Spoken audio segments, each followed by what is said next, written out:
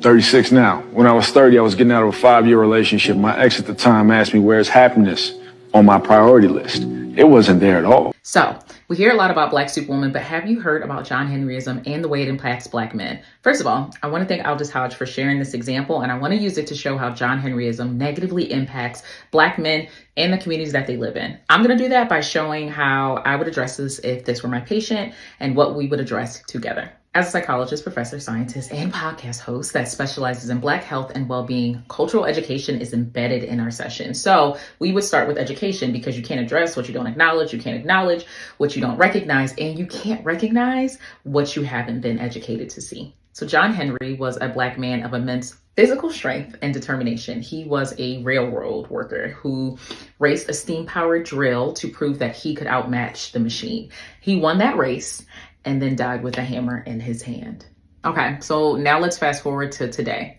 Many Black men, whether they realize it or not, are living the modern day version of John Henry's story, striving endlessly, pushing past limits, and holding the weight of generational survival on their shoulders, all while suppressing their needs for happiness and rest. And the mindset that helped our ancestors survive relentless oppression is John Henryism. It's a high effort coping style where you work harder and you push longer and you carry more, which can be due to many things, such as a limited definition of what success is, which comes at a cost. Now, when it comes to John Henryism, it's important to acknowledge the surviving oppression point because this was born out of necessity to relentless oppression and racism and bias and adultification and dehumanization. So here's how this shows up in Aldous Hodge's story.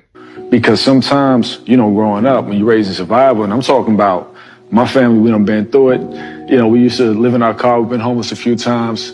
We've had people try to come and take our lives. You know what I'm saying? That's normal. This hustle, it wasn't born out of luxury. It's survival. For Black men, living in survival mode often means believing you can outwork oppression. But the same drive to endure will lead to hypertension and depression and other health risks. When I see a patient struggling with this, we would start with reframing the mindset. The first thing we work on is understanding the obligation to always appear strong. For many, the fear of being seen as weak keeps them pushing past their limits, if they even know what their limits are. I would tell my patients to learn more about, we would talk about how true strength isn't solely about carrying the weight, it's also knowing when to put it down. We would also refocus on redefining what strength and success looks like, because many Black men equate productivity with their worth. It's a mindset that's rooted in survival and dehumanization and the constant need to prove themselves. So in therapy, we'd work together to redefine their worth, showing them that they are valuable simply because they exist, not because of what they can produce. We would also work on